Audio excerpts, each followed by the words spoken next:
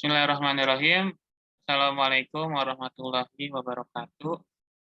Langsung saja kepada yang terhormat dan yang kami hormati Ibu Hajah Debibik Nabilatul Fauziah LCMA dan juga teman-teman sekalian. Di sini kita akan melanjutkan materi PKM pekan ketiga tentang hadis lockdown wilayah saat terjadi wabah penyakit. Langsung saja untuk membersihkan waktu, di sini ada teks hadis yang akan disampaikan oleh saya sendiri. Bismillahirrahmanirrahim. Hadatsana Abdullah ibni Yusuf, akhbarna Malikul an ibni Syihab, an Abdullah ibni Amir, anna Umar kharaja ila Syam, falam makan nabis bisarga, balagahu anna lawaba'i qad waqa'a bisyam. Fahbarahu Abdurrahman ibni Auf bi anna Rasulullah sallallahu alaihi wasallam qala idza sami'tum bihi bi ardin qala takdamu alaihi wa iza waqa'a bi ardi wa antum biha fala tahruju firaran minhu. Yang dimana terjemahannya itu akan disampaikan oleh saudari Indriana Pitaloka. Waktu dan tempat dipersilahkan.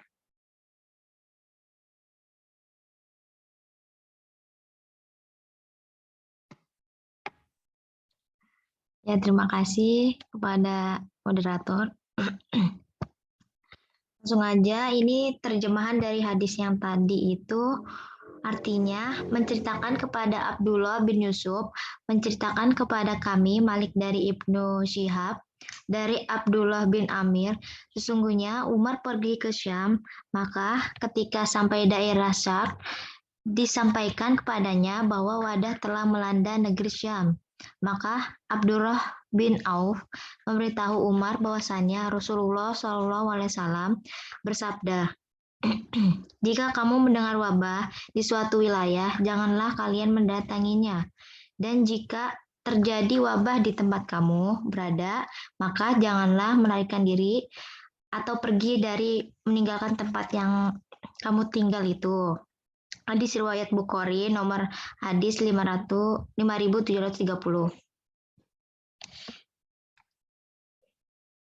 Sekian yang bisa saya sampaikan. Saya kembalikan kepada moderator. Ya, terima kasih kepada saudari Indriana Pitaloka yang telah menyampaikan terjemahan dari hadis di atas. Selanjutnya tentang syarah hadis yang akan disampaikan oleh Indah Permatasari. Waktu dan tempat dipersilakan. Dia mau. Tinggal Arna doang. Ya baik, terima kasih kepada moderator. Di sini saya akan menjelaskan tentang syarah hadis. Menurut Ibnu Hajar al-Asqalani, hadis ini menjelaskan bahwa seseorang yang hendak memasuki wilayah itu, lalu dia mengetahui bahwa wilayah tersebut itu terpapar wabah, ia kembali pulang. Hal itu bukanlah terhadap adanya pertanda keburukan, melainkan sebuah bentuk pencegahan agar terhindar dan kebinasaan kelompok lain, dan meyakini bahwa larangan mendatangi wilayah terpapar wabah dalam hadis bersifat makruh, bukan haram. Maka diperbolehkan datang ke wilayah terpapar wabah bagi orang yang kuat atau yang tawakal dan keyakinannya. Sekian yang saya sampaikan, kurang lebihnya mohon maaf. Saya kembalikan kepada moderator.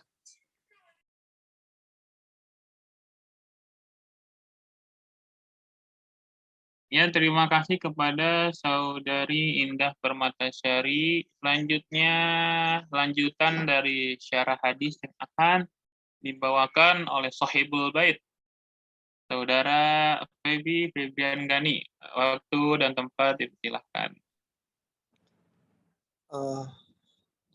Assalamualaikum warahmatullahi wabarakatuh. Dalam hadis juga terdapat larangan seorang yang berada di wilayah terpapar wabah ini untuk keluar dari wilayah tersebut. Namun ulama berselisih pendapat mengenai maksud larangan tersebut.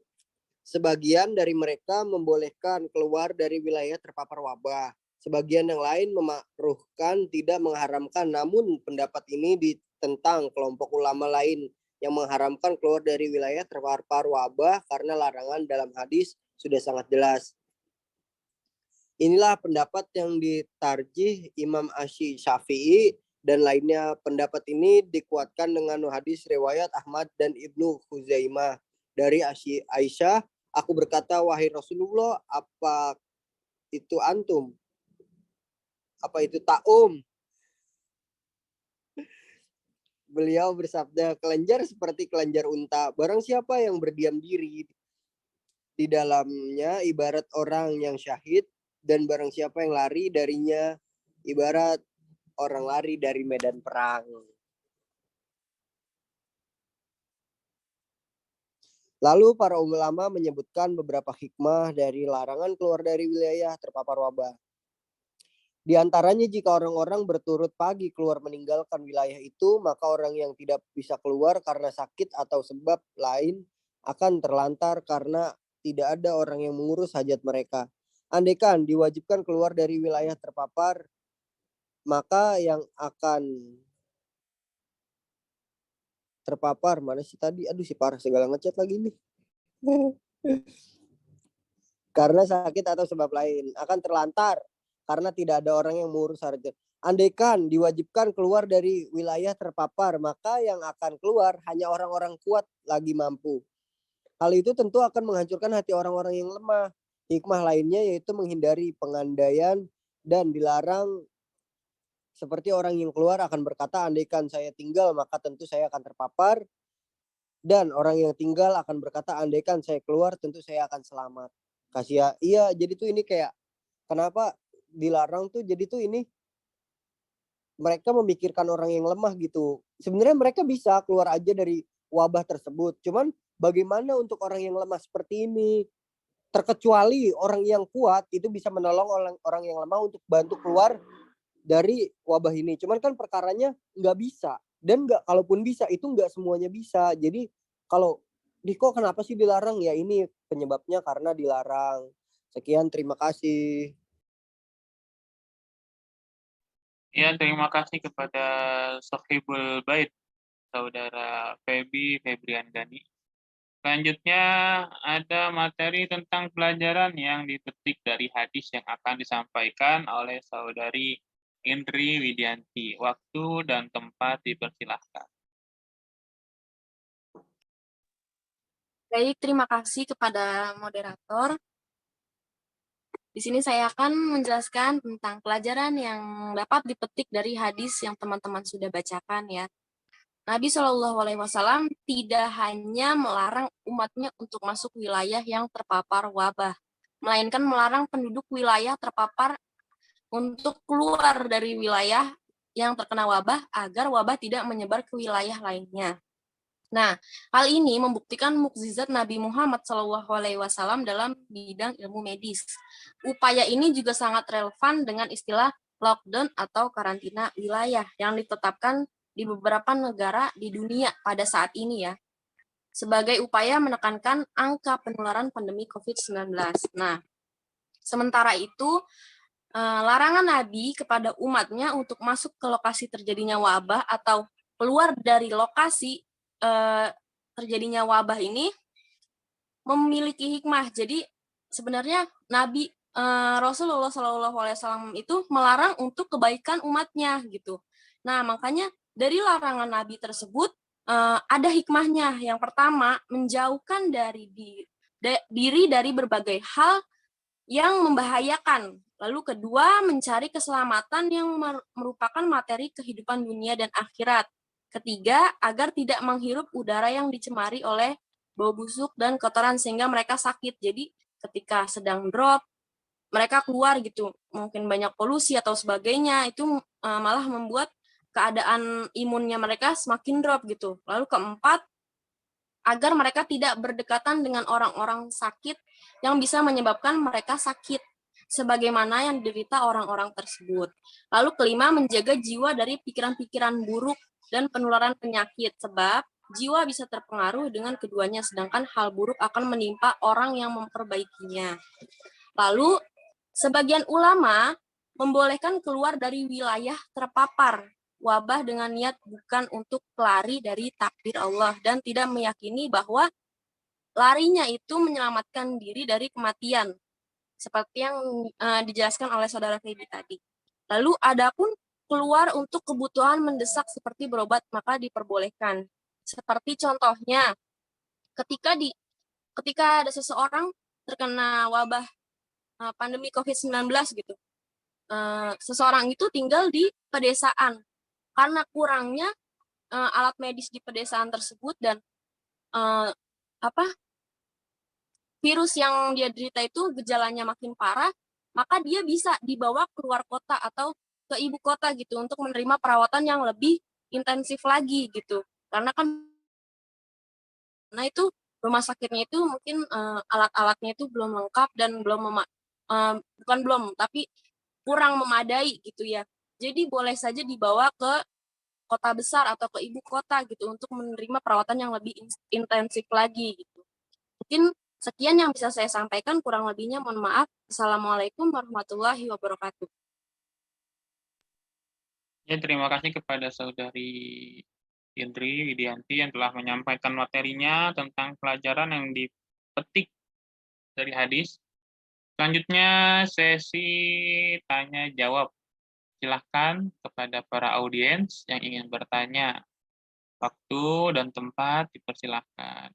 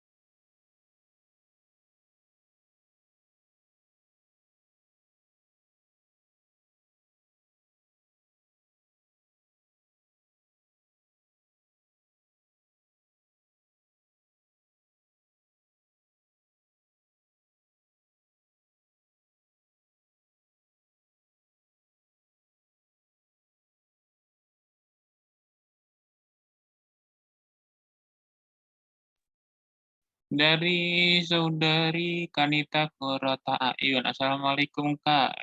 Kelewat lagi. Assalamualaikum Kak, izin bertanya. Hadis tersebut kan menjelaskan mengenai ta'un ya di suatu wilayah yang mana cangkupannya lebih sempit dari wabah hanya di suatu wilayah tertentu, misalnya di Syam. Sedangkan yang saat ini terjadi adalah pandemi yang skalanya global. Maka apa relevansi pengaplikasian hadis tersebut pada pandemi saat ini? Terima kasih, Kanita. Pertanyaannya ditampung dulu ya, sebentar. Selanjutnya ada pertanyaan dari Adiba Arsila. Assalamualaikum Kak, izin bertanya. Bagaimana pandangan kalian tentang diberlakukannya new normal saat ini? Apakah saat ini sudah bisa diberlakukan new normal atau seharusnya lockdown? Terima kasih Adiba. Pertanyaannya kita tampung terlebih dahulu. Ayo kepada para audiens, apabila ada pertanyaan lagi, silakan ditanyakan. Nisa, silakan Nisa. Assalamualaikum. Izin bertanya Kak, silakan. Lanjut pertanyaannya, lanjut. Lebih baik ditampung terlebih dahulu. Ayo. Silakan Nisa, izin bertanya apa, menanya apa? Bagaimana tanggapan Anda jika lockdown wilayah sendiri mematikan ekonomi masyarakat, terutama Indonesia? Bagaimana cara membangkitkan ekonomi baik di suatu wilayah? Aduh, politik, Cok. Terima kasih, Nisa. Pertanyaannya kita tampung dulu ya. Kalau mau membangkitkan ekonomi, kalian harus meredupkan PDI.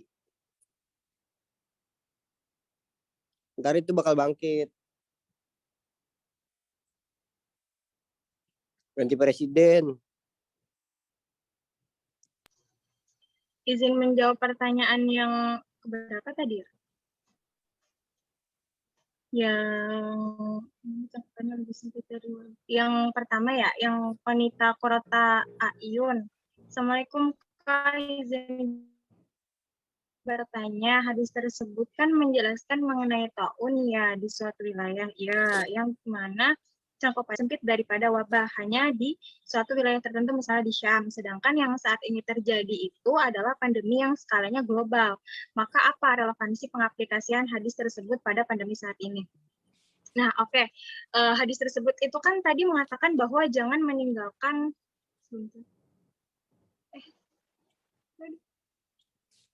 sebentar ya.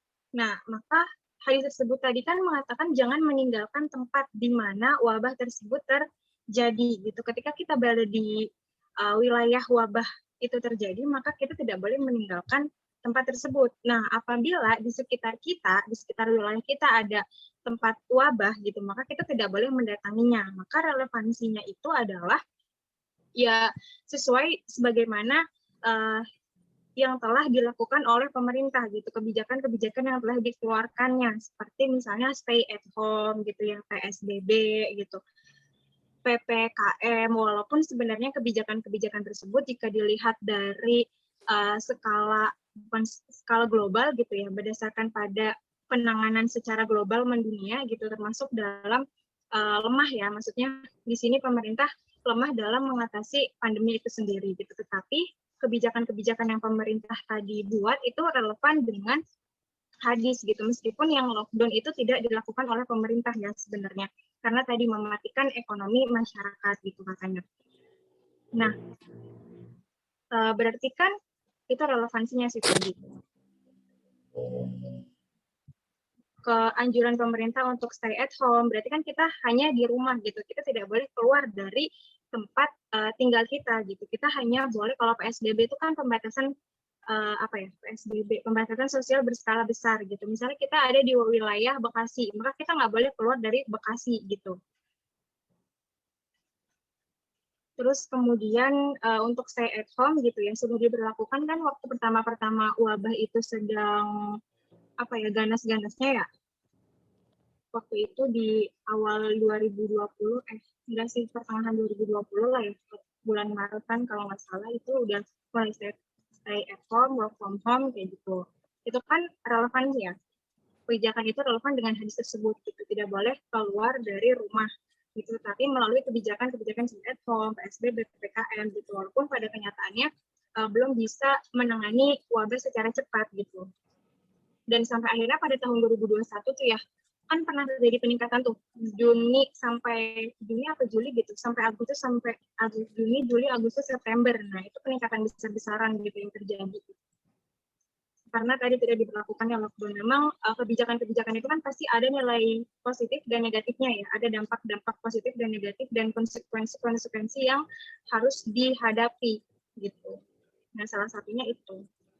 Ketika tidak diberlakukan lockdown, maka kasus kematian COVID semakin meningkat. Tetapi ketika diberlakukan lockdown, maka ekonomi akan punah gitu. Sebenarnya kan itu tugasnya pemerintah ya, menjamin, bukan hanya menjamin kehidupan rakyatnya aja gitu, tapi juga menjamin keselamatan atau kesehatan jiwa rakyat itu sendiri gitu ya. Tetapi sayangnya realitanya itu kan banyak banget gitu ya, warga negara Indonesia yang keluar masuk gitu, wilayah yang terkena wabah gitu. Jangankan keluar masuk wilayah, provinsi, kota gitu, itu keluar masuk negara gitu ya. Ketika wabah sedang tinggi-tingginya gitu ya, bandara penuh gitu, pada keluar negeri. Nah, itulah yang mengakibatkan lonjakan kasus gitu sih. Jadi sebenarnya hadis yang sudah diriwayatkan tadi gitu ya, walaupun itu ada pada masa Rasulullah gitu, tetapi masih relevan sekarang digunakan. Terbukti ya bahwa ternyata Islam itu sebagai agama yang menyeluruh, syamilah wa kamilan gitu ya, yang senantiasa mengikuti yang senantiasa relate gitu ya dengan zaman gitu, cocok dengan zaman apapun gitu. Di zaman Rasulullah juga cocok diterapkan, di sekarang juga bahkan cocok diterapkan. Itu menandakan gitu ya bahwa Islam itu akan tetap eksis gitu ya, dan juga relevan sampai akhir zaman, sampai akhir. Karena memang yang membuat itu adalah yang menciptakan kita sendiri dan dunia. Jadi Allah Subhanahu wa Ta'ala yang Maha tahu ya tentang dunia dan kita, dan pastinya tentang wabah itu seperti apa. Maka solusi-solusi yang diberikan oleh Islam itu tadi melalui hadis-hadis tadi sudah tepat gitu dan relevan dengan sekarang. Direlevansinya tadi sesuai dengan kebijakan-kebijakan yang tadi pemerintah lakukan, stay at home, PPKM, PSBB, work from home, apalagi tuh physical distancing, terus 5M, ya. Ya, protokol kesehatan lah, memakai masker, cuci tangan. Gitu. Mungkin itu sih yang bisa aku sampaikan. Mungkin teman-teman yang lainnya yang mau menambahkan atau menjawab pertanyaan lainnya, silakan. Bismillahirrahmanirrahim. Di sini saya akan menjawab pertanyaan dari Adiba Arsila. Assalamualaikum Kak, izin bertanya, bagaimana pandangan kalian tentang diberlakukannya new normal saat ini? Pandangan saya sendiri mungkin pemerintah ingin memulihkan ekonomi yang dimana pada saat 2 tahun lalu atau setahun yang lalu itu kan Indonesia lagi terpuruknya ekonominya karena wabah COVID itu sendiri. Nah, mungkin pemerintah di saat ini ingin, karena adanya sistem new normal, mungkin pemerintah ingin istilahnya itu memajukan lagi gitu, ingin memperbaiki ekonomi negara kita ini. Dan apakah saat ini sudah bisa diberlakukan new normal? Seharusnya sudah bisa, karena kita sendiri itu sudah mendapatkan vaksin pertama, vaksin kedua, dan juga booster. Insya Allah dari vaksin-vaksin tersebut bisa menambah antibodi dari tubuh masing-masing kita dan juga menghindari dari segala macam virus. Dan juga jangan lupa berdoa, kalau vaksin saja itu nggak cukup, karena vaksin itu kan istilahnya itu sebagian dari kekuasaannya Allah Subhanahu wa Ta'ala, yang dimana ketika kita sudah vaksin, jangan berharap bahwa kita itu akan terus aman gitu. Wah, gue udah vaksin nih, gue bakal aman mau kemana-mana. Jangan, kita harus selalu berdoa kepada Allah, yang dimana Allah ini kan maha penyembuh bagi seluruh umatnya gitu, bagi seluruh hambanya, bagi seluruh makhluknya. Jadi bisa dikatakan sudah bisa dilakukan new normal. Nah, di Indonesia sendiri itu nggak bakal bisa diberlakukannya lockdown. Karena apa? Karena pemerintah di Indonesia ini itu bisa dibilang kurang sanggup memberi bantuan-bantuan kepada seluruh rakyatnya. Orang masalah bantuan sosial aja masih dipotong-potong, masih dikorupsi. Nah, jadi nggak bakal mungkin Indonesia memperlakukan lockdown. Beda dengan di negara Belanda, terus juga Swiss.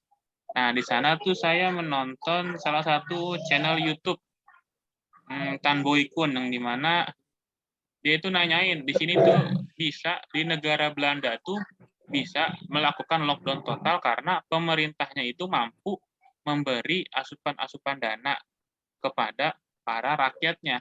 Beda dengan di Indonesia. Di Indonesia itu bisa dibilang kurang mampu, karena di Indonesia itu kurang orang yang jujur gitu.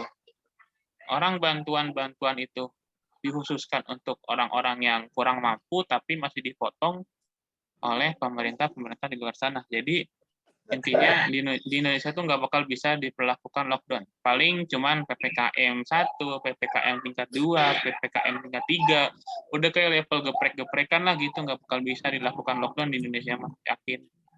Nah, mungkin itu saja jawaban yang saya sampaikan. Mungkin para teman-teman sekalian, kalau ada ingin menambahkan, silakan.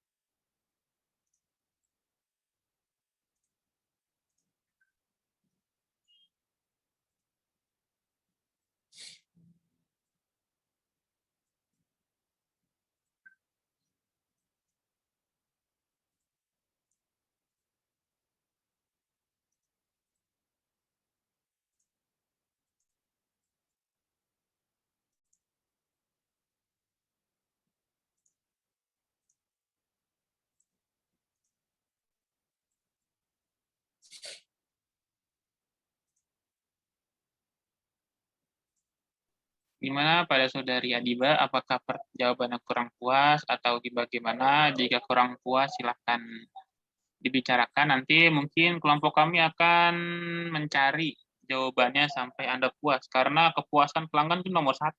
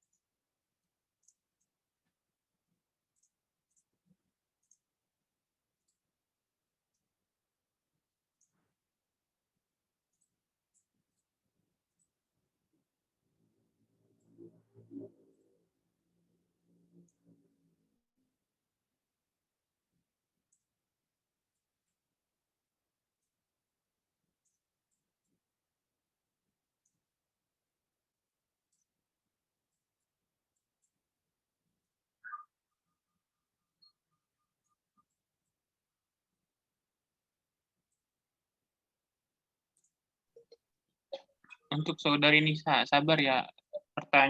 Jawabannya lagi didiskusikan, karena untuk membangkitkan suatu ekonomi itu tidaklah mudah. Bahkan Sandiaga Uno aja masih pusing. Jadi apalagi kita mahasiswa, jadi sedang didiskusikan terlebih dahulu ya, sabar dulu.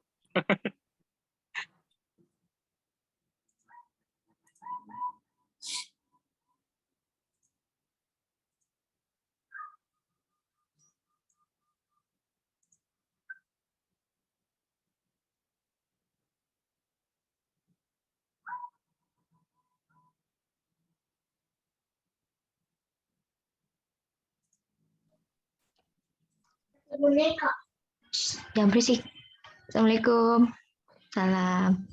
Saya akan menjawab pertanyaan dari siapa ini? Nisa. Pertanyaannya, bagaimana tanggapan Anda jika lockdown? Jika lockdown di wilayah sendiri mematikan ekonomi masyarakat, terutama di Indonesia, bagaimana cara membangkitkan ekonomi baik di suatu wilayah?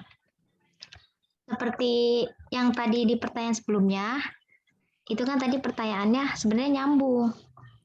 New normal tepat nggak untuk saat ini? Tepat banget, karena selama ini kan kita udah lockdown terus ya. Itu nambah memperburuk perekonomian. Makanya pemerintah dia memutar strategi lagi. Gimana cara biar ekonomi bangkit. Nah, lalu diberlakukanlah new normal untuk membangkitkan perekonomian. Nah, sembari dilakukan pembantuan dari masyarakat. Itu strateginya dari bagaimana cara membangkitkan, itu yang dari pemerintah. Jadi pemerintah itu seharusnya memberikan kayak dana alokasi COVID. Selama ini kan yang dapat itu baru kayak dari rumah sakit ya, kayak yang perawat-perawatnya itu mereka dapat dana COVID. Nah, kalau yang pekerja-pekerja lainnya kurang tahu. Mungkin PT sebagian ada yang dapat dan mungkin sebagian ada yang tidak. Dan seharusnya itu lebih di ekstra lagi dana alokasi seperti itu buat UMKM, buat yang pekerja-pekerja buruh, yang pekerja-pekerja kecil gitu. Jangan hanya yang utama-utama aja pekerjaannya yang tetap aja, tapi yang terkecilnya diperhatikan lagi, seperti misalnya pembagian sembakonya juga. Seperti negara-negara lain kan tadi kata Helmi tuh yang dia nonton YouTuber itu dana alokasinya gede-gede ya. Harusnya seperti itu. Kurang lebihnya seperti itu sih. Boleh ditambahin oleh Faras? Ya, izin menambahkan ya. Apa sih tadi?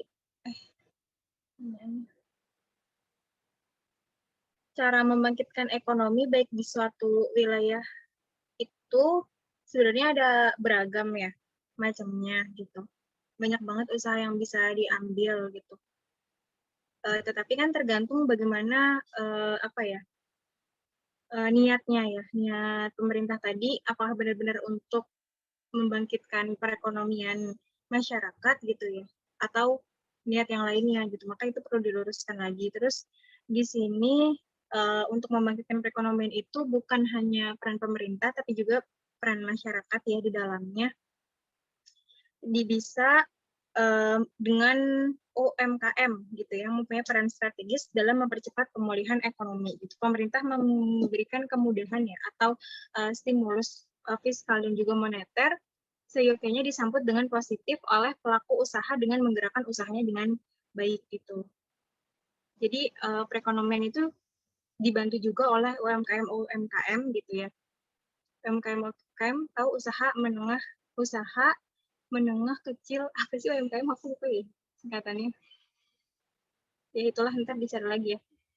Terus juga bisa dilakukan dengan membeli produk-produk dalam negeri gitu ya. Itu bisa meningkatkan perekonomian juga. Tapi sayangnya sekarang banyak ya produk-produk luar negeri yang justru masuk ke Indonesia gitu, yang mengakibatkan banyak rakyat Indonesia yang lebih memilih produk luar negeri, dan malah produk luar negeri itu jauh lebih murah ya daripada produk dalam negeri, dan ini yang mengakibatkan perekonomian Indonesia itu semakin hari semakin menurun gitu. Dan juga ketika pemerintah kenapa banyak produk dalam negeri di Indonesia, berarti kan itu adanya ekspor dan impor gitu ya, dan impor itu kan membutuhkan biaya yang tidak kecil gitu ya, biaya yang besar gitu. Ketika pemerintah banyak impor dari luar gitu untuk dimasukkan ke dalam negeri kemudian dijual gitu ya, maka ini berdampak pada perekonomian di Indonesia gitu. Orang-orang Indonesia akan lebih banyak memakai produk-produk luar negeri daripada dalam negeri, apalagi ketika produk luar negeri itu jauh lebih murah dan berkualitas daripada produk dalam negeri. Maka salah satu cara yang bisa kita tempuh gitu ya sebagai masyarakat gitu ya, bukan sebagai pemerintah di sini misalnya, maka kita bisa membeli produk-produk dalam negeri, cintai produk dalam negeri gitu, beli produk dalam negeri, jangan yang di luar negeri gitu. Terus ini juga terdapat untuk mencapai peningkatan perekonomian gitu ya, maka 3 kebijakan itu bisa dilakukan dengan meningkatkan konsumsi dalam negeri, terus meningkatkan aktivitas dunia usaha, serta menjaga stabilitas ekonomi dan ekspansi moneter. Kebijakan tersebut dilaksanakan secara bersama dengan sinergi antara pemegang kebijakan fiskal gitu ya, pemegang kebijakan moneter dan institusi terkait. Jadi semuanya bekerja sama gitu. Masyarakat, pemerintah, kebijakan yang fiskal, pemegang kebijakan moneter gitu, institusi-institusi yang terkait juga. Mungkin itu kali ya jawabannya yang bisa ditambahkan. Saya kembalikan ke moderator.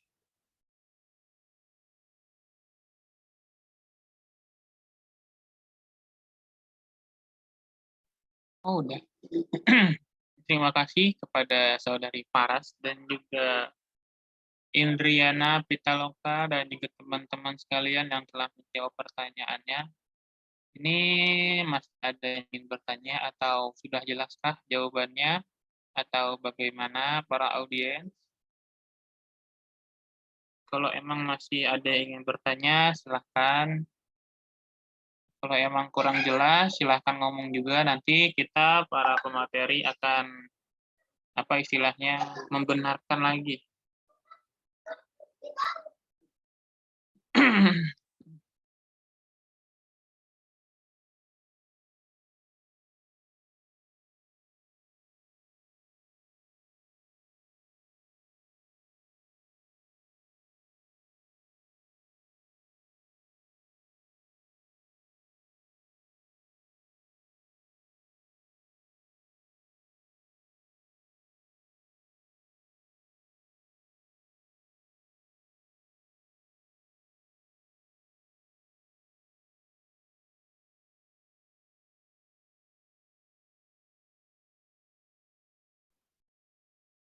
Ya, mungkin kalau tidak ada yang bertanya lagi, mari kita tutup kegiatan PKM kita kali ini dengan pembacaan hamdalah dan juga kafaratul majlis.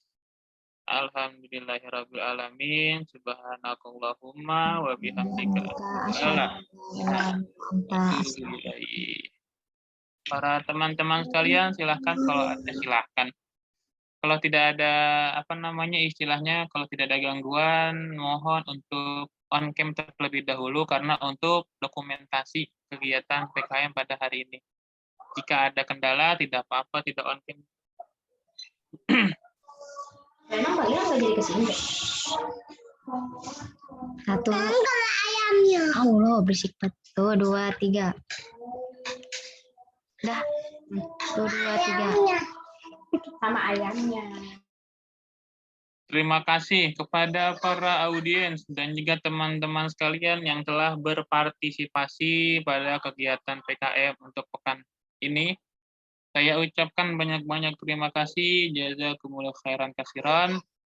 Kurang lebihnya mohon maaf apabila ada kata-kata yang salah atau penyajian materi ada yang kurang tepat, mohon dimaafkan karena manusia tidak luput dari salah dan juga lupa. Akhirul kalam, kami pamit undur diri. Wassalamualaikum warahmatullahi wabarakatuh. Waalaikumsalam warahmatullahi wabarakatuh. Waalaikumsalam warahmatullahi wabarakatuh. Terima kasih semuanya. Bye-bye.